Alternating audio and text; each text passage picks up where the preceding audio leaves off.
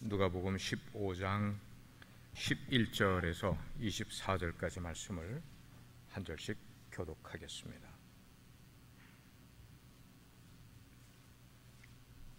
누가복음 15장 11절에서 24절까지 11절. 또 이르시되 어떤 사람에게 두 아들이 있는데 그 둘째가 아버지에게 말하되 아버지여 재산 중에서 내게 돌아올 분깃을 내게 주소서 하는지라.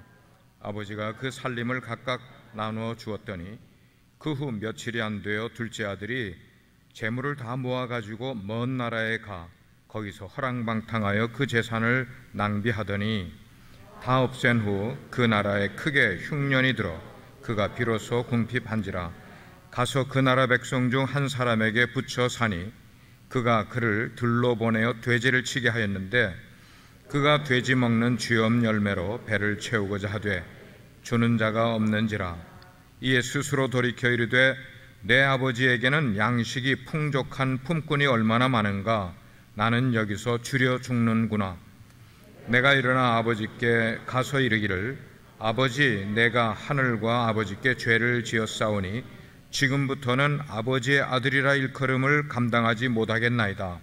나를 품꾼의 하나로 보소서 하리라 하고 이에 일어나서 아버지께 돌아가니라. 아직도 거리가 먼데 아버지가 그를 보고 측은히 여겨 달려가 목을 안고 입을 맞추니 아들이 이르되 아버지, 내가 하늘과 아버지께 죄를 지었사오니 지금부터는 아버지의 아들이라 일컬음을 감당하지 못하겠나이다 하나 아버지는 종들에게 이르되 제일 좋은 옷을 내어다가 입히고 손에 가락지를 끼우고 발에 신을 신기라. 그리고 살찐 송아지를 끌어다가 잡으라. 우리가 먹고 즐기자. 이 내 아들은 죽었다가 다시 살아났으며 내가 잃었다가 다시 얻었노라 하니 그들이 즐거워하더라. 아멘. 작성하시겠습니다. 이제 준비된 영상 하나를 먼저 말씀 듣기 전에 나누겠습니다.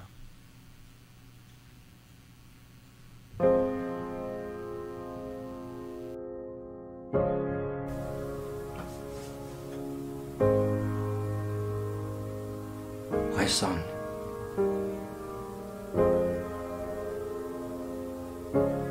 I found you a new heart. I just need to tell you a few things.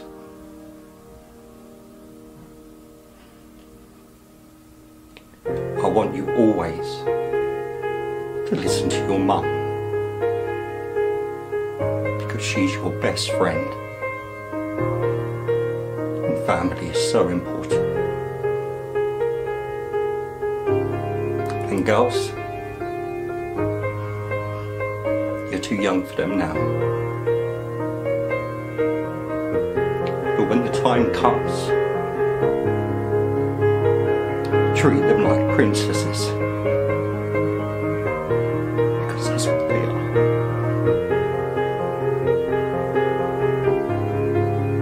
And if you say you'll do so,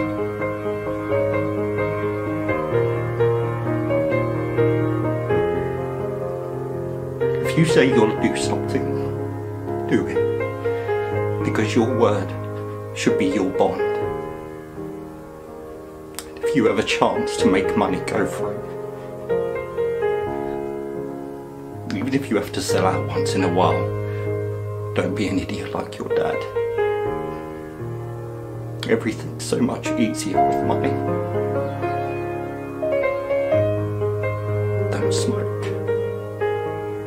Don't take drugs. Try to be kind and honest. But if someone tries to hurt you, be a man and stand up for yourself. And try not to get caught up in bad things.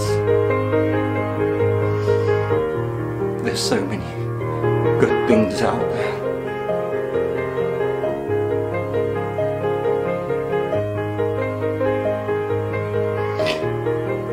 I will always be here for you, no matter what. Right here.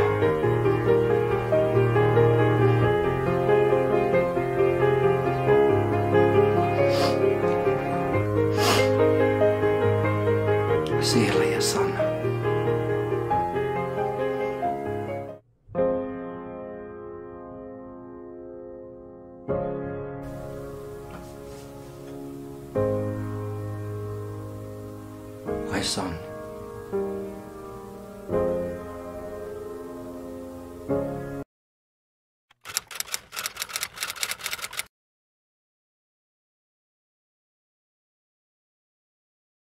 전성덕이 아버지 전석수입니다. 보성이 아빠 곽선영입니다. 항상 미안하다 소리 말하고 싶은데 그 마음속에 나고 있지 않을까. 아주 귀한 인물이라 저는 내한테.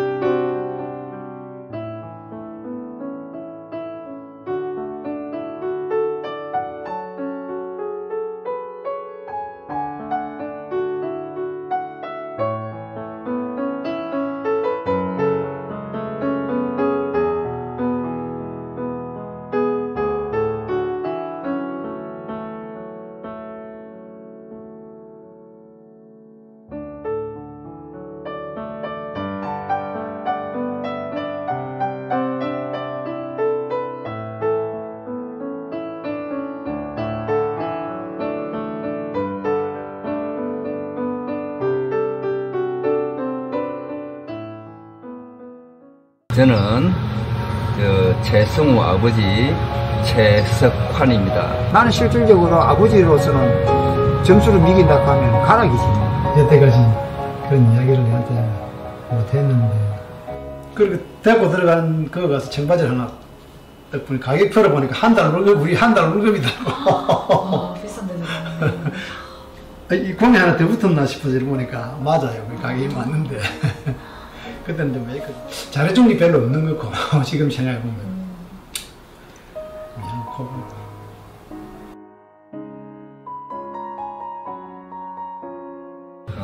뭐 같이 있는 시간을 많이 가지고 싶고 대화도 많이 하고 싶고 뭐 그런데 지금은 이제 내가 그러지 못했으니까 이제 항상 미안하다 소리 말하고 싶은데 그 마음속에 나고 있지 않을까 말하면 적이거든. 근데 대우가 참 귀한, 우리 집에 귀한 아들이거든. 나갈 양이 뭐 정도는 아닌데 내가 걔를 참 엄하게 키웠습니다. 굉장히 엄하게. 하나 아들이기 때문에 내가 엄하게 키웠다고. 또 다른 부모도 마찬가지겠지만 다 좀 더 못해준 거, 잘해주지 못한 거. 엄마나 아빠나 그 능력이 안 돼가지고 열심히 사회에 나와서 일을 하다 보니까 저들을 뒷발질을 잘 못해줬어요. 어렸을 때부터. 그게 제일 이제 좀 마음에 이제 걸리고 그래. 항상 좀 마음속으로는 너무 미안하게 생각합니다. 한 걸음도 다가설 수 없었던 내 마음을 알아주기를 얼마나 바라고 바래왔는지. 요즘 보니까 정말 아버지가 약하신 분이고 정말 외로우신 분인데 그거를 최근에 좀 알게 된 것 같아서 쓸쓸했던 뒷모습에 내 가슴이 다시 아파온다. 서로 사랑을 하고 서로 미워도 하고 누구보다 아껴주던 그대가 보고 싶다. 가까이에 있어도 다가서지 못했던 그래 내가 사랑해.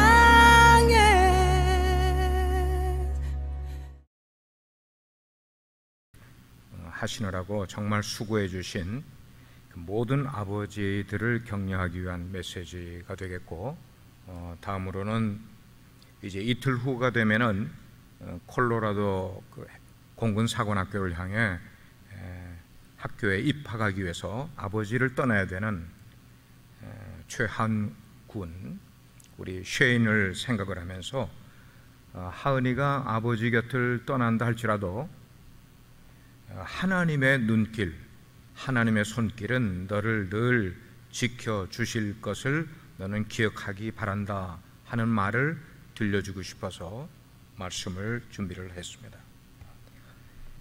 세상에 태어난 자식치고 부모님의 마음을 정말로 제대로 헤아리는 자식들은 그렇게 많지 않을 것이라고 생각을 합니다. 우리가 보통 어머니 주일이 되면은 어머니 노래를 부릅니다. 그러면 그 가사 속에는 어머니의 은혜는 하늘보다 높고 바다보다 넓다고 그렇게 이야기를 표현을 하곤 하죠.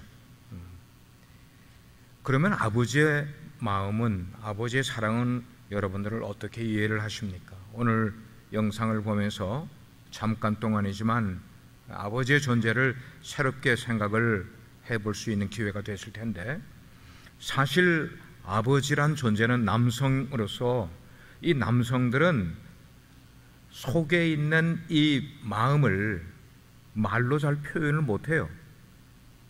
그 표현하지 못하는 그 아버지의 마음, 그 마음 역시 어머니의 마음 못지않게 그 깊이가, 그리고 그 넓이가 크고 측량하기 어렵다는 것을 우리는 생각하게 됩니다.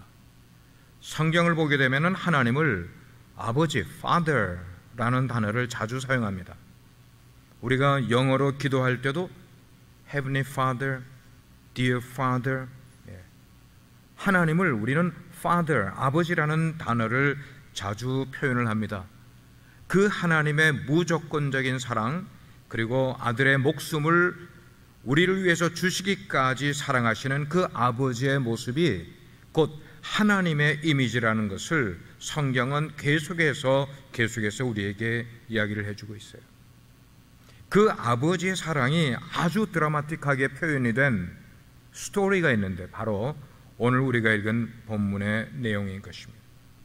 특이한 점은요, 우리가 누가복음을 읽었는데 누가복음 어디를 여러분들이 보셔도 아버지의 말씀을, 생각을 거역하고 집을 떠나간 그 아들을 탕자라는 단어를 쓴 데가 한 군데도 없어요.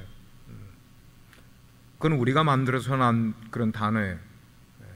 탕자라는 단어는 한 번도 쓰지 않고 그 대신에 영어로는 the lost, 잃은 자, 아니면 잃은 아들, 그렇게 성경은 부르고 있다는 것입니다. 그런데 우리가 읽은 이 전체 스토리에 진짜 이 성경 말씀이 우리에게 주고자 하는 그 메시지를 우리는 파악을 해야 되는데, 물론 그 스토리는 아버지와 아들의 관계를 이야기하고 있지만, 그러나 이 스토리는 하나님의 곁을 떠나서 세상 속에 파묻혀 세상을 너무나 사랑하며 살아가는 그 죄인들을 향하신 아버지 하나님의 마음이 어떠신가를 보여주고 있는 그런 내용이고, 그렇기 때문에 이 땅의 교회들, 그리고 하나님의 자녀된 자들이 어떤 마음을 가지고 앞으로 살아야 될지를 우리에게 깨닫게 해주려는 내용이 오늘 우리가 읽은 본문의 내용인 것입니다. 성경 여러 곳에서 하나님을 아버지라고 호칭하는 이유는 하나님은 교회 공동체를 하나님의 가족으로 이해하고 계시기 때문이라는 것입니다. 그래서 하나님은 우리가 그 하나님을 부를 때에 아버지라고 부르기를 원하시는 분이 바로 우리가 믿는 하나님이심을 명심해야만 될 거예요.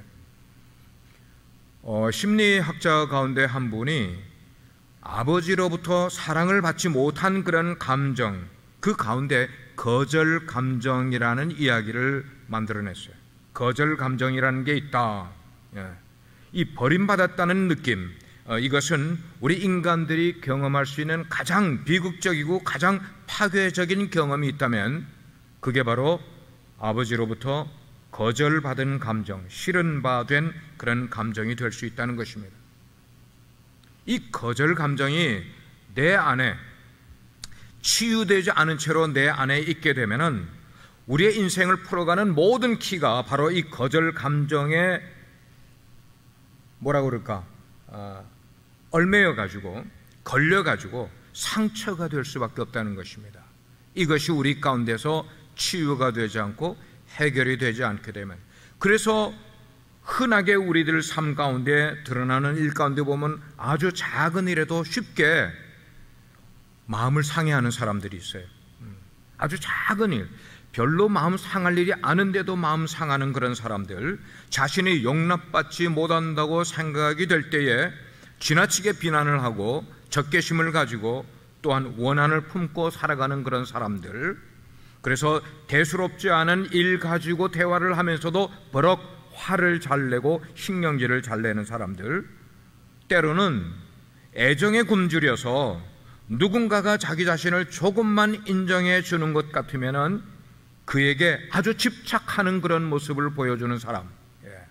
그런데 이런 사람들이 종교적으로 표현하면은 이단에 쉽게 빠지는 사람들이 그런 사람들입니다. 오늘 12절 말씀을 보면은 둘째 아들이 아버지에게 말하되, 아버지여, 재산 중에서 내게 돌아올 분깃을 내게 주소서 하는지라. 아버지가 그 살림을 각각 나눠 주었더니 둘째 아들에게만 재산을 준 게 아니라 큰 아들에게도 각각 나눠 주었더니, 자, 둘째 아들은 자기의 몫이라고 생각하는 아버지의 그 재산을 미리 요구를 하는 거예요. 이스라엘 사람들은 아버지가 죽기 전에는 재산을 분배하는 적이 없어요. 아버지가 죽고 나서야 재산을 분배하는 것이 이스라엘의 전통이고 법이기 때문에, 그렇기 때문에 오늘 본문에 나온 이 둘째 아들의 행동은 아버지를 어떤 사람으로 취급을 했는가 하면 아버지를 이미 죽은 사람으로 취급한 무례한 행동을 한 것이 둘째 아들의 행동이었단 말이에요. 그럼에도 불구하고 아버지는 그 당시의 관습대로 큰 아들에게는 3분의 2를 두 몫을 주고 작은 아들은 둘째 아들에게는 3분의 1의 몫을 나누어 줬어요. 아버지가 이렇게 둘째 아들에게 재산을 나눠주자마자 둘째 아들은 며칠이 못 돼요. 유산으로 받은 땅이 있겠고 가지의 도구가 있겠고 이런 것들을 현금으로 다 바꿔서, 그 말은 다 팔아서 집을 떠나버리게 됩니다. 둘째 아들은 사실 그의 마음 가운데 세상 욕심이 가득 차고 허영이 가득 찬 그런 삶을 살아가는 사람이었어요. 그렇기 때문에 그런 사람은, 마음에 허영이 있고 세상 욕심으로 가득 찬 사람은 붙들어 둔다고 해서 사람이 될 수 있는 사람이 아니라는 거예요. 재산을 주지 않아도 그는 떠날 사람이고, 재산을 나눠줘도 떠날 사람이고, 그리고 얼마 못 가서 그 재산을 자기 삶의 방식대로 다 탕진해 버릴 수밖에 없는 그런 사람이라는 것을 여기에 등장하는 아버지는 이미 다 알고 있는 것을 우리는 알고, 그런데도 아버지는 그 재산을, 그에게 돌아갈 재산을 아들에게 다 나눠줬습니다. 왜 그랬을까요? 여러분이라면 어떻게 하겠어요? 여러분의 재산을 나눠줬겠습니까? 아니면 안 주셨겠습니까? 만약에 여러분이 여러분의 자녀를 진정으로 사랑을 하고 그 자녀의 캐릭터를 이해한다면 아마 우리는 주지 않았을 법한 일이에요. 어떻습니까? 그런데 오늘 본문의 아버지는 주저하지 않고 아들이 요청했을 때에 재산을 나눠줬습니다. 그 나눠준 이유가 혹시 누가 알아? 이 녀석이 나가서 세상에서 성공해서 돈을 많이 벌어올 수도 있지 않을까라는 어떤 여행이나 기대감을 가지고 나눠줬을까요? 아닙니다. 아닙니다. 이 아버지가 나눠준 이유는 내가 재산을 다 잃어버린다 할지라도 나가서 이 녀석이 고생을 해서라도 자기를 정말 사랑하는 아버지의 사랑과 그 은혜를 제대로 깨닫고 돌아오기만 한다면 내 재산을 잃어버린 것쯤이야 라는 마음으로 이 재산을 아들에게 나눠줬을 것입니다. 저는 이 말씀이 오늘 우리를 향한 아버지 하나님의 마음도 동일한 마음을 갖고 계시다고 생각을 합니다. 하나님께서는 우리가 세상을 향해 나가던 걸음을 돌이켜서 하나님께로 걸음을 돌이킬 뿐만 아니고 구원을 받을 수만 있다면 우리가 믿는 하나님은 당신이 어떤 희생과 어떤 수모를 치르시면서도 우리를 사랑해 주실 수 있는 그런 아버지의 마음을 갖고 계신 분이라고 믿습니다. 그 사랑을 십자가에서 아주 결정적으로 증명해 주신 분이 우리의 하나님이세요. 찬송가 가운데, 복음성가 가운데 그 사랑 날 위해 죽으신, 그리고 날 위해 다시 사신 하나님의 사랑을 이야기한 복음성가도 있어요. 그런데 오늘 둘째 아들처럼 현대를 살아가는 많은 사람들은 자꾸 하나님의 품을 떠나가려고만 하네요. 자꾸만 떠나가려고 그래요. 그렇게 하나님을 떠나가겠다고 몸부림치는 인생이 있는 반면, 그렇게 떠나간 자식 돌아오기를 기다리시는 하나님의 마음, 이게 바로 성경의 스토리이고, 이게 바로 우리 인류 역사 속에 면면이 흐르는 하나님의 사랑 이야기는 이렇게 전개가 되고 있음을 우리는 알게 됩니다. 여러분, 뭐가 죄라고 생각하세요? 간증문을 쓸 때 죄가 뭔지에 대한 데피니션을 물어봅니다마는, 여러분, 죄가 뭐라고 생각을 하세요? 죄는 아버지의 곁을 떠나서 혼자 내가 살아보겠다고, 내 삶을 내가 책임지고 내가 결정하면서 살아가겠다는 무리수를 두는 것이 바로 죄인 거예요. 그래서 하나님의 간섭을 피해서 나 혼자 일어서 보겠다고 노력하는 것, 우리의 편에서는 그게 노력이라고 생각하지만 성경은 그런 노력을 죄라고 이야기를 하고 있어요. 하나님 없이 살려는 몸부림, 그 몸부림을 성경은 타락이라는 단어를 사용을 하더라는 것입니다. 그래서 아버지 곁을 떠난 아들이 결국 간 곳이 어디라고 성경은 말하고 있어요? 먼 나라라고 이야기를 하고 있어요. 여러분, 그 먼 나라가 어디입니까? 미국이죠? 여러분, 미국 아니에요? 여기서 먼 나라라는 것은 하나님의 간섭과 하나님의 관심과 하나님의 무조건적인 사랑이 전혀 미치지 않는 곳이, 이게 먼 나라가 되는 거예요. 이거는 위치적으로 지리적으로 말하는 것 아니라 관계적인 그런 마음인 거예요. 단어인 거예요. 우리 눈에 그 먼 나라는 신비해 보이는 곳일 수가 있고 굉장히 우리에게 매력적인 곳으로 보일 수 있지만, 결국 그 먼 나라에 가게 되면 가족 공동체를 파괴하게 되고 자신을 파괴하게 하는 곳이 바로 먼 나라임을 우리는 깨닫게 되는 거예요. 오늘도 사탄은 우리를 속이는 거예요. 먼 나라로 가라는 거예요. 그곳에 가서 너 혼자 하나님의 간섭 없이 살라고 이야기를 하는 거예요.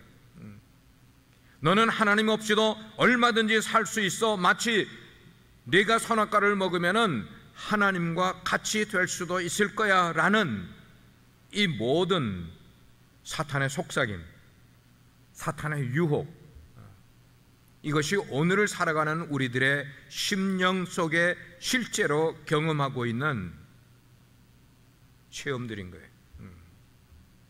자, 이럴 때에 아들이 재산을 다 잃어버릴 것을 아시면서도 여기에 나온 스토리에 나온 아버지는 속아주시는 거예요. 아니, 일부러 믿어주기로 마음으로 작정을 하신 거예요. 왜요?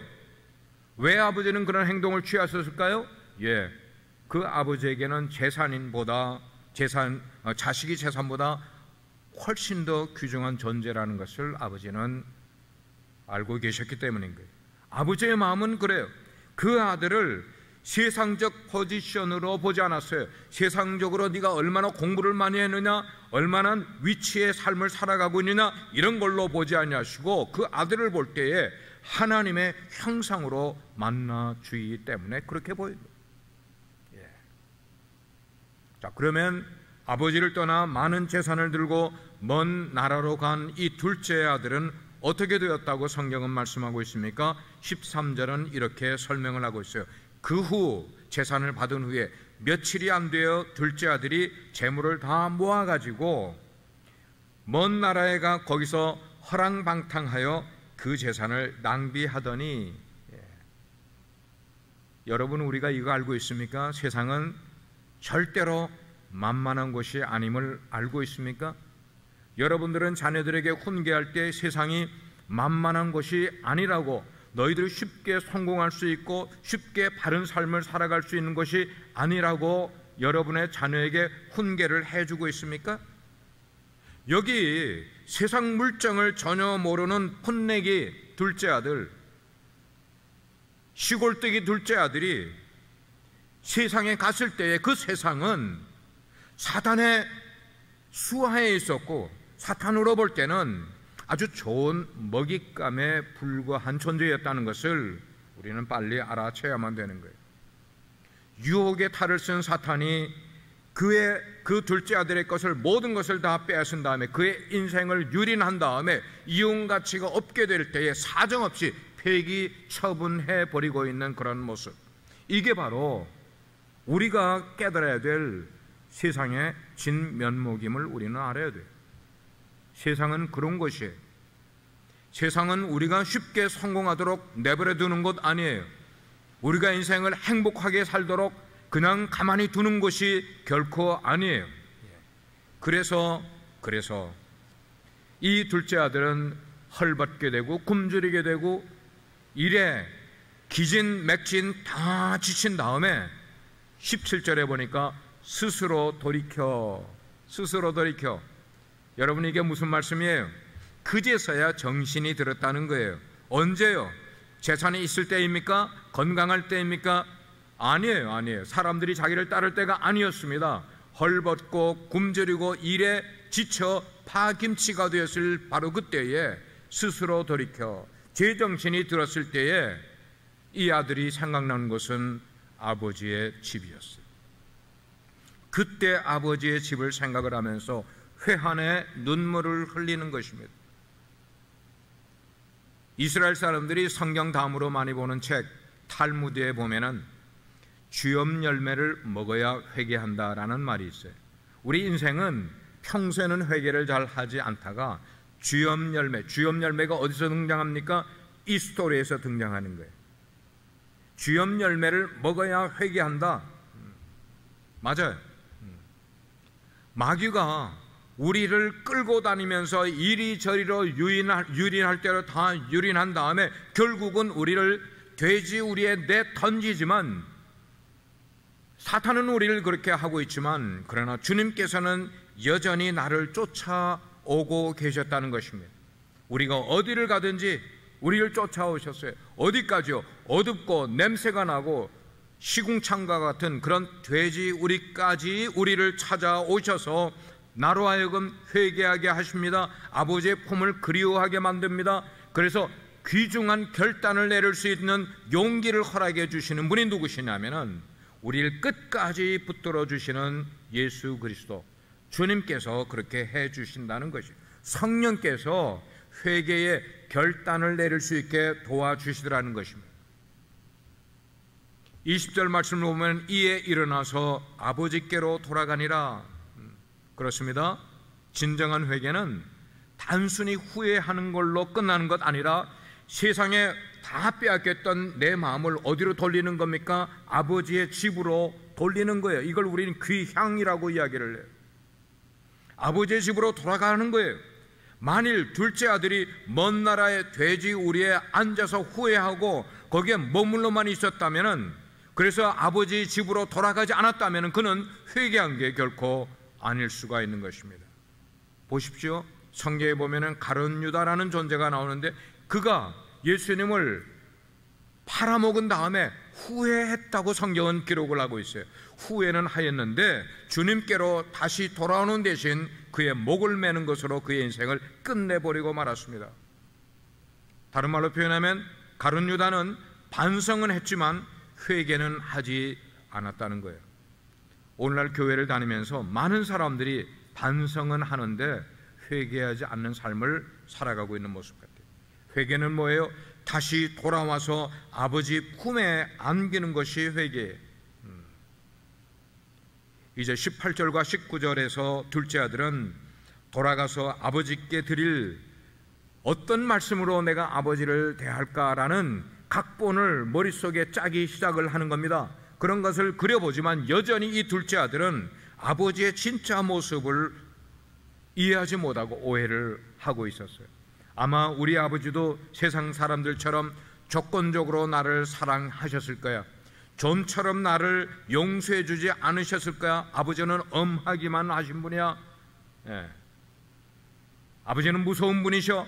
이런 생각을 했을 거예요. 그래서 그 각본 짜는 그 각본의 내용 가운데 내가 아버지께로 돌아갔을 때에 내 아버지께서 나를 아들로 받아주지 않으시면은 차라리 나를 품꾼의 한 사람으로 받아주십시오. 그래도 내가 여기서 돼지 주엄 열매를 먹고 사는 것보다는 나을 것이라는 생각을 나름대로 각본을 짜고 있었습니다. 그러나 여러분, 이 스토리에 나온 아버지는 어떤 분이셨어요? 그런 아들이 생각하는 그런 아버지가 아니셨어요. 여기 아버지는 아들이 집을 나간 바로 그날 밤부터 기다리기 시작을 하신 분이 아버지셨어요. 내 아들은 반드시 돌아온다고 마음 가운데 굳게 믿고 있는 그런 아버지이셨어요. 그래서 날마다 동네 어귀까지 나와서 동구 밖을 매일매일 쳐다보며 기다리던 것이 그의 일상이 되어버리는 그런 삶을 사셨어요. 그러다가 마침내 어느 날 아들이 돌아오는 것을 발견하게 됩니다. 20절에 보니까 측은하게 여겼다. 이 측은하게 여겼다는 단어를 영어로는 compassion이라는 단어예요. compassion. 아들의 아픔을 함께 느끼는 아버지였습니다. 아들의 실패를 자신의 실패처럼 받아주는 아버지의 모습이었어요. 아들의 연약한 모습을 함께 아파해 주는 그런 아버지의 모습. 그 아버지의 용서가 있고 치유가 있고 사랑, 그 사랑을 보니까 이것은 끝이 없는 사랑이었어요. 한이 없는 사랑이었어요. 이것이 바로 아버지의 마음이었음을 보게 되는 거예요. 그래서 이 돌아온 탕자를 줄여서 돌탕이라 그러는데, 이 돌탕은 지금 아버지의 마음을 얻기 위해서 찾아오는 거예요. 이 아들이 찾아온 것은 사실 아버지의 집이 아니라 아버지의 마음으로 찾아왔던 것이에요. 그럴 때 이 아버지는 버림받은 아들의 쉼터였습니다. 영혼의 안식처였습니다. 언제든지 돌아갈 수 있는 집이 곧 아버지의 마음이었음을 우리가 알고 있어요.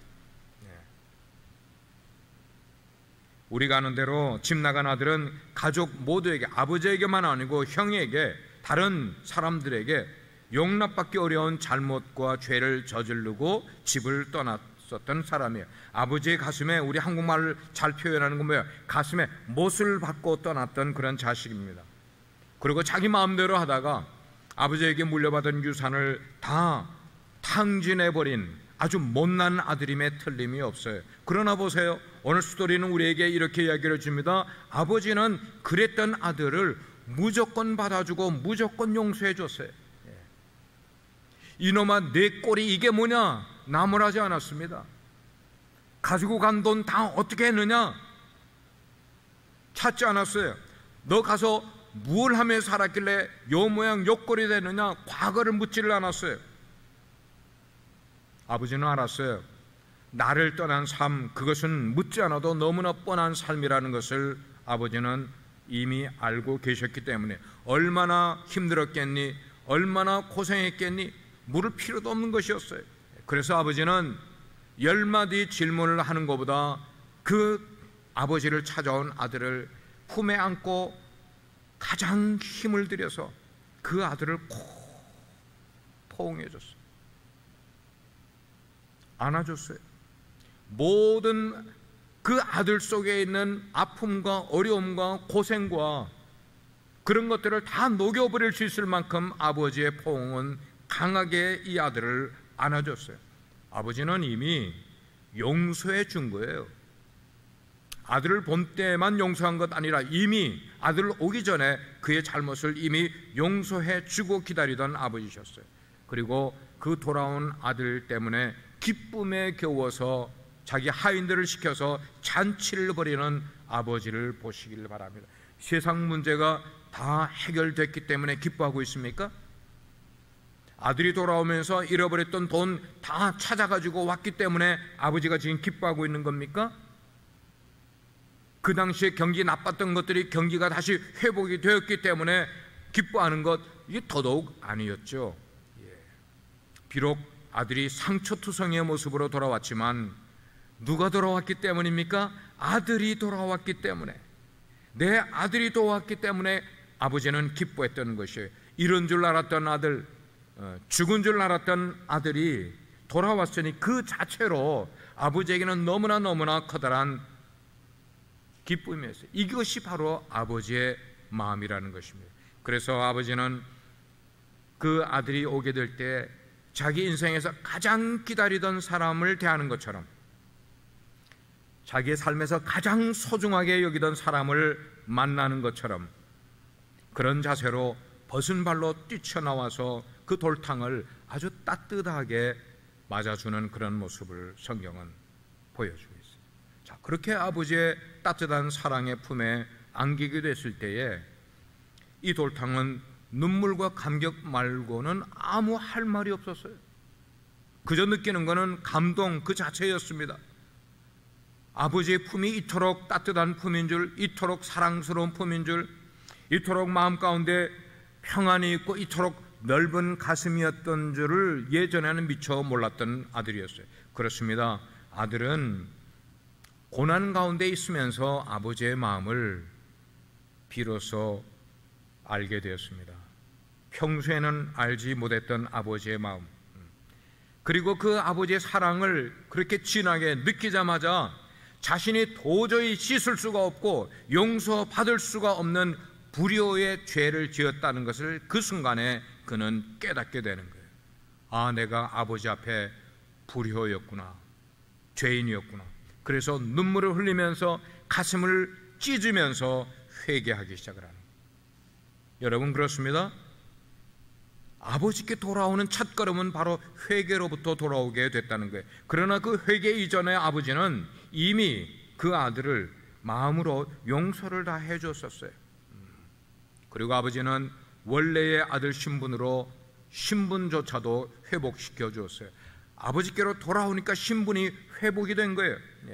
사랑하는 성도 여러분, 하나님 아버지께서는 오늘 저와 여러분도 그렇게 사랑하시는 줄 믿으시길 바랍니다. 우리를 사랑하시되 끝까지 사랑하십니다. 우리가 하나님 곁을 떠났던 적이 있어도 다시 돌아올 때 우리를 받아주십니다. 이미 용서를 해주시며 우리를 사랑하십니다. 이것이 바로 하나님 아버지의 사랑의 마음인 것이에요. 자, 보세요.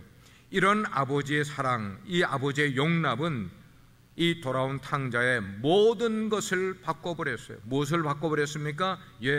그의 인생을 충성스러운 사람으로 바꿔버렸어요. 일평생 감사하면서 그리고 아버지를 사랑하고 존경하는 아들의 모습으로 바꿔버렸어요. 아버지의 이름을 높일 줄 아는 아들로 바꿔버렸어요. 다시는 아버지의 말에 어게인스트 하지 않고 거역하지 않는 아들로 바꿔버리게 되었어요.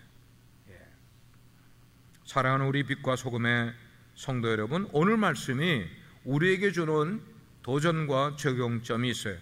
그것은 사랑하는 부모들이요, 여러분의 자식을 볼 때에 아버지의 마음으로 바라보시길 바랍니다. 젊은 자식들이요, 여러분들의 연세 드신 부모님을 볼 때에 아버지의 마음으로 그들을 대하시기를 바랍니다. 목회자들이요, 성도들을 볼 때에 아버지의 마음으로 그들을 바라보시기를 바랍니다. 성도들이요, 여러분의 목자를 볼 때, 여러분의 목자들을 대할 때 역시 아버지의 마음으로 그들을 따르시기를 바랍니다. 뿐만 아니에요, 교회를 바라보는 시각도 아버지의 마음으로 바라보시기를 바랍니다. 혹시 여러분 가운데 나는 현재 나의 모습이 하나님을 떠난 탕자였다고 여기시는 분이 계시다면 이 시간 아버지의 품인 교회로 돌아오시길 바랍니다. 그렇게 돌아오시는 사람들마다 하나님 아버지께서는 여러분의 신분을 회복시켜 주시는 줄 믿으시길 바랍니다. 머리를 숙여야겠어요.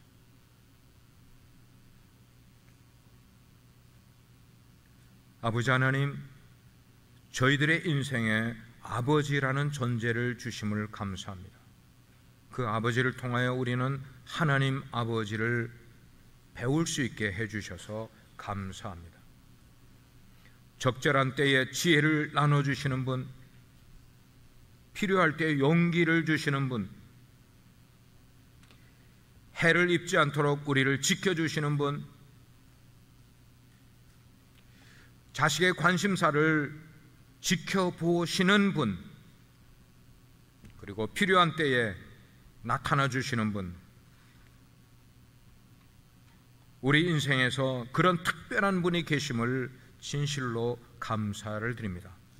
하나님, 우리 아버지들을 통하여서 하나님의 사랑을 더 깊이 체험하는 저희들 되게 하시고, 정말 우리가 인생에서 힘들고 어려울 때에 우리 인생의 아버지 되시는 하나님 아버지를 찾을 때에 외면치 아니하시고 우리가 부를 때마다 응답하시고 우리의 소원을 들어주시는 하나님 앞에 더 가까이 나아갈 수 있는 저희 모든 권속들 되게 해 주옵소서.